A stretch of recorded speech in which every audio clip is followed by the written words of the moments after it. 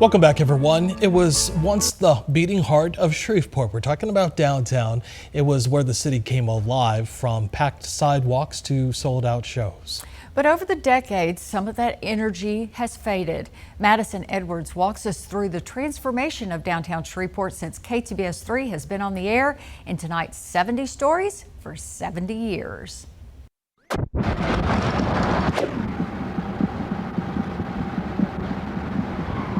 When you go back to 1950, at the birth of KTBS, downtown Shreveport would have essentially been the heart of the city.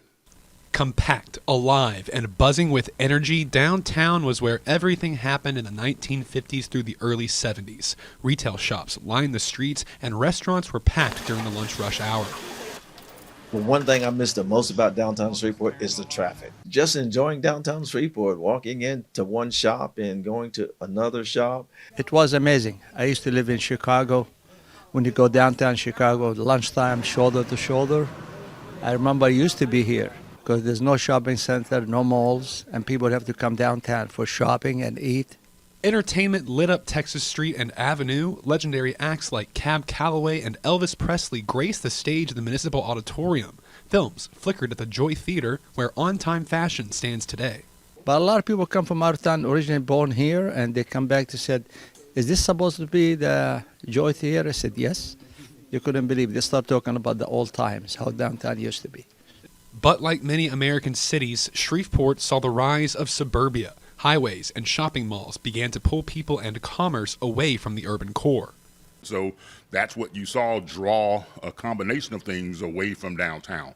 That retail, those movies, entertainment, professionals, and other things, and what have you. We shall not forget about one landmark that's no longer downtown that was a favorite for me as a child growing up. And that was the only two-story McDonald's that was on Texas Street. By 1975, downtown had lost much of its vitality. The local chapter of the American Institute of Architects worked with city leaders to draft a plan for revitalization that same year. They proposed a dedicated agency to steer downtown development. When you go to 1978, by act of the legislature, is what helped to create the Downtown Development Authority. In the mid-1970s, Shreveport boomed thanks to oil and manufacturing jobs. There was disposable income and a desire to celebrate. Shreve Square brought music and nightlife back to the city's heart for a brief time.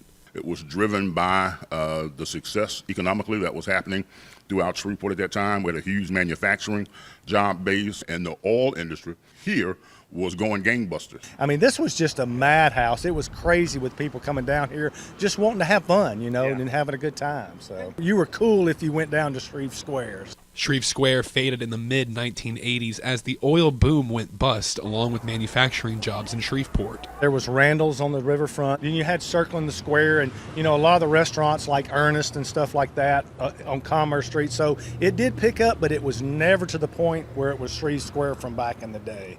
In the mid-1990s, the arrival of riverboat casinos brought a surge of new visitors to downtown.